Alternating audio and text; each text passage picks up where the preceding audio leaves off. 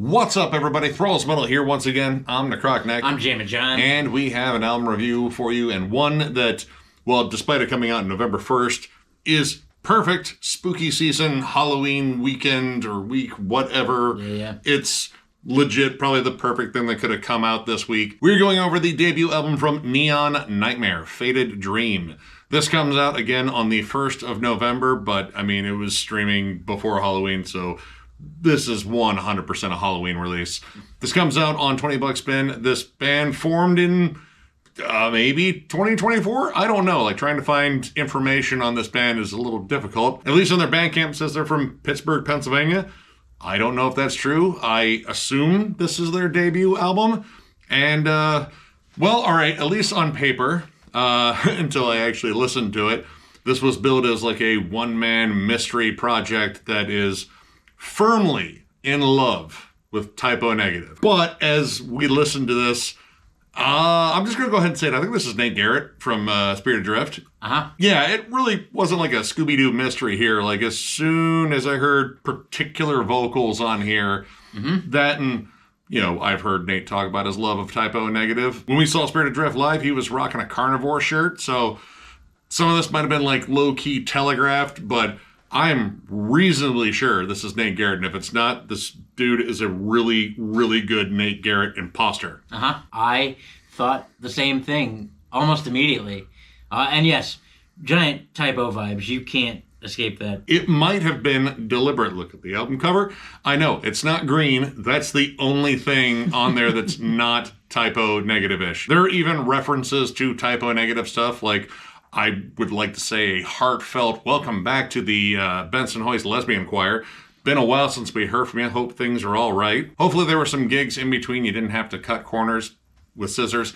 But yeah, like, that reference carries on. And, well, I mean, point blank, this sounds so much like Typo Negative.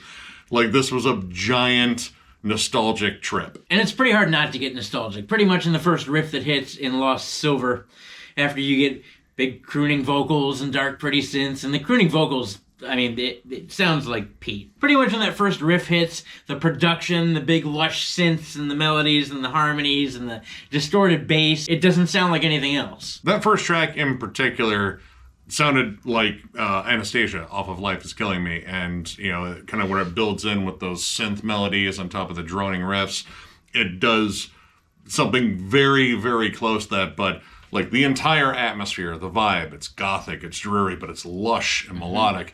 And while the riffs are, you know, very droning and very heavy, they're also very tuneful. And much like Typo Negative throughout their career, there's like many facets to, you know, what Typo Negative sound was. Like, you get some absolutely just bludgeoning, heavy, doomy songs, like the last track, Promethean Gift, which, I mean, with Promethean in there, I don't know if you can really call it a gift, because I think you're receiving stolen goods. If you get that joke, you're a nerd.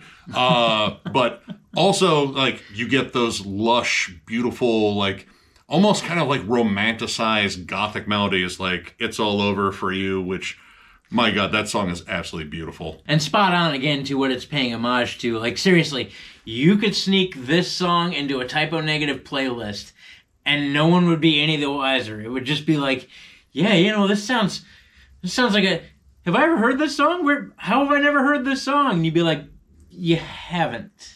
But you have. But you have. Or you can just say, oh yeah, no, it's a B-side off of October Rust. What, you've never listened to the B-sides? God, poser. Call yourself a fan. Shame on you. But yeah, everything. Down to the production, down to the riffs, the vibe, the atmosphere, the vocals. There's even like some just like little nuances that were just like 100% Typo sound. Like, of course, the lush synths. Like, you could have told me that Josh Silver was on here, and I probably would have believed you, because it just has that sound. But also, like, the vocals, when he's dropping down into his, you know, more breathy, deep Peter Steele vocals, you get those inhales. You can hear that, like, real quick, and like just like a little bit of a flutter in his voice. Even his like lighter angelic ones are a little bit more breathy. You get plenty of those on She's Drowning, which is an absolutely beautiful song. But also you get Nate's, well, it's Nate, but all right, it might not be Nate, but it's Nate. Anyway, when he goes up higher in his register and kind of does the more raspy vocals, like kind of that more Kenny Hickey style, you get like a little bit of that dynamic. Of course, the dreary, melancholic, slow, brooding songs were exactly what I wanted. Like, those are kind of the songs that I just latch onto. Like, World Coming Down is my favorite Typo Negative album. That has not changed. That will probably never change. But I like them when they're extra dreary. But you do get some stuff that is, like, slightly more up-tempo, which, I mean, Typo's not necessarily known for that, but you do get those moments, too. Yeah, you get some dirty rocker moments. They Look Like Shadows is particularly a dirty rocker. Just the whole thing is kind of upbeat, almost, I don't know, goth rock, I would say at this point. Not so much the dreary Typo Negative we know. Again, this isn't Typo Negative, but it is. And then Laughing All the Way to the Grave, or LATW2TG, as it stands on the album here. That's, yet again, just another one. That one actually reminded me more of like Typo meets Corrosion of Conformity in its delivery. Because the riffs are kind of like southernized. Yeah. They're like way more like along the lines of like Down, COC, stuff like that. Like it's got that Sabbath swing to it. Great riff. But I like how they kind of like bounce back and forth between that Sabbathy swing, and it's a little bit more riff driven. Like the synths actually kind of sit back in that song up until they are needed on the exceptionally dreary, exceptionally catchy chorus. There's also a great acoustic build, which again, another nuance to like Typo sound, the big dropout, building from like an isolated moment, generally like Pete's dreary vocals or a synth passage or an absolutely snarling bass. They do a lot of that on here and then build into these huge crescendos. The end of that song, LATW2TG, we'll just call it that because that's kind of fun to try to say. Anyway, the end of that song is, I think, one of the most beautiful moments on the CD, which is saying something because whenever this band goes for like lush atmospheric beauty and that like kind of like haunting goth rock, goth metal vibe, it's almost perfect. It's like you're floating on rain clouds. But the end of that song is absolutely gorgeous, and how they build into it, I think, is fantastic. It's also one of the first times you really get to hear the bass tone, which the bass tone in Typo Negative is essential. And while this doesn't quite snarl the way that Pete's bass tone did, it has a familiar feel to it. It absolutely fits the vibe on here. She's Drowning is kind of the same thing. That's actually a more bass-driven song, and it's real close. The bass tone is real close. It's not quite as deep as Pete's was, but the overall vibe of that song is just, again, super close. That song kind of reminded me of, like, they're more, like, rockers, like the songs that would be, single-ish, I guess. But again, like, done in a Typo Negative way where there would have to be a radio edit. In fact, there are moments on here where I was like, yeah, that's where the radio would cut off this bridge and get right back to the hooky chorus and probably, go back to the record labels like, listen, quit sending us 10-minute songs. But She's Drowning is an absolutely beautiful, lush song. It gets a little bit heavier towards the end, but for the most part, it's, clean guitars. And the guitars there are, like, more atmospheric. Like, they're kind of just peppered in there for atmosphere along with the synths. Most of it is about the vocals and the bass and that kind of drum and bass groove. But it reminded me a lot of, obviously, a Typo Negative song. Burnt Flowers Fallen kind of has that kind of rock hook, or like a more digestible, like shorter version of Christian Woman. It just has that, that dreary goth hook. It's just all about the melancholy and, again, just like solid melodies throughout. Like, this album is catchy as shit. The entire album, every song is catchy. There's not a single riff on this album where you're not like, yeah. To be honest with you, probably songs like It's All Over and She's Drowning will probably be stuck in my head for quite some time. They're that damn catchy. And the harmonies, too. Like, all the harmonies are perfectly placed, and the lead melodies that accompany these things are awesome. Not too much by the way of lead work, but more so just lead melodies. Those lead harmonies kind of reminded me a lot of another band called Spirit Adrift. It's fronted by this gentleman named Nate Garrett, who totally is not involved in this. There's no way. One of my personal standouts, though, is the last track, Promethean Gift, because it reminds me so much of World Coming Down. It is the longest song. It is heavy. Yes, it is the most doom-laden song on here. You do get some like good doomy moments on here. Like, there's a really good doomy breakdown on It's All Over.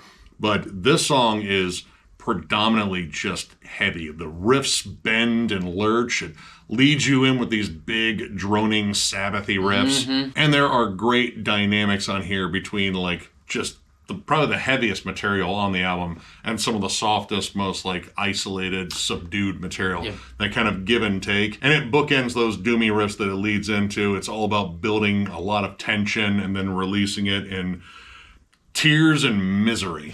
And much like Type O Negative, this album is great at building up the songs. The lead in to She's Drowning in particular, like just how it kind of builds on that isolated bass riff. I love that it leads in with the bass. It's a bass riff.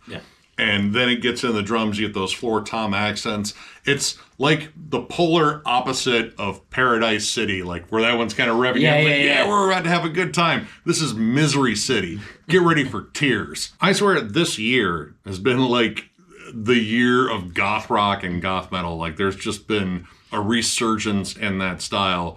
And while we've definitely heard like typo-laden stuff that was showing up on, you know, like Unto Others, the Cemetery Skyline album, this one being almost entirely purely typo worship, I don't know, I just flat out dig that. Now, a couple of these songs do kind of get outside of that, and they're around the middle where they're like a little bit more up-tempo. Not so much with, Laughing All the Way to the Grave, but mostly with They Look Like Shadows. They Look Like Shadows honestly kind of sounds like a goth rock Spirited Drift song. I mean, if Nate Garrett was in this project, which he totally isn't, or he is. We're not sure. Don't know. He is. This is the only song on the album that I don't feel captures the typo vibe. Like, it feels, kind of off that vibe, even in terms of like a more up-tempo Type O Negative song. Honestly, it feels a little bit more along the lines of Danzig, like just in terms of like a more like Danzig dreary rocker. Like maybe there's like a Danzig related, tribute band that Nate, if he's on here, is working on, and this was a song that was going to be on there. Like, we'll just kind of pepper it on here and tease it for later. But even Nate's vocals on here really don't have like that Type O Negative vibe either. So it feels kind of out of place, but it's still not a bad song. I don't know, the riffs kind of allude to typo, and still in the guitar tone too. Like, someone didn't change the guitar tone for this song. I won't say any names, because it's definitely not Nate Garrett. It's totally not Nate Garrett. Not at all. But yeah, I won't say it's a total departure from the sound that there is on the rest of the album, but it is notably different. It's mostly in the vocals.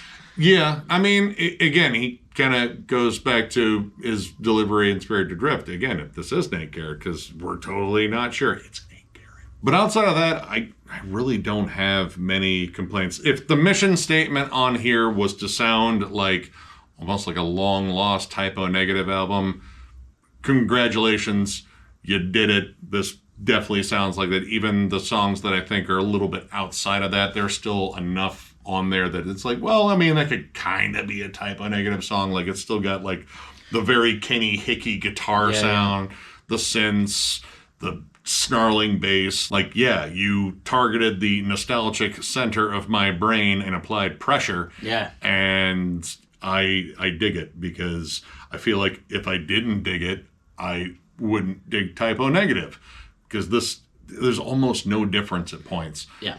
So overall, I'm going to give this 4 stars. Much like bands like Gruesome, this is transparent in who it is doing a tribute to, and it does such a great job of it, to the point where some of these songs would be indistinguishable from some typo songs. Granted, I know that discography very well, and I would probably be able to pick them out, but I don't know, like, I might slip up on a couple of these. Yeah. The songs have great melodic hooks, the riff works amazing, the production is just about perfect on here. I kind of knew I would dig this, and to whoever did this, mystery person. I feel like I need to do like a Scooby-Doo reveal with the mask. I was like, oh my God, it was Nate Garrett the entire time. And I would have got away with it if it wasn't for you fucking Type O Negative fans. But yeah, I love it. Whoever did it, you did a great job. This is amazing. I agree. I'm at 4 stars as well.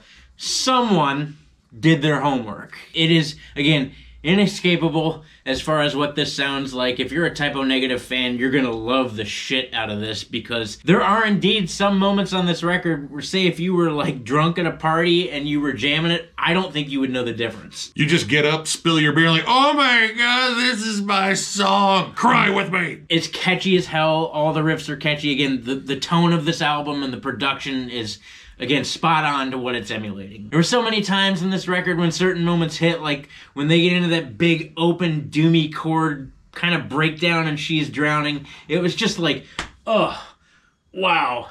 Like, seriously, I think Pete Steele, again, wherever he is at this moment in time, is genuinely proud of this. I wish I could say more about this record that isn't typo related, but it's really, really fucking hard because it is so spot on. I don't know. I loved listening to this. It brought back a lot of memories. Again, as a fellow Typo Negative fan, like, it's just hard to escape. So if you like things like Typo Negative, Spirit Adrift, if you like those things, give this album a spin. Just check it out. You're going to love it. So, if you enjoyed this review, give it a thumbs up. And if you are new to the channel, subscribe, because we do stuff like this all the time. We also have memberships now. They are only 99 cents, and the only perk we are offering is a members-only live stream, which we will probably start doing those next month or this month by the time you see this. Okay.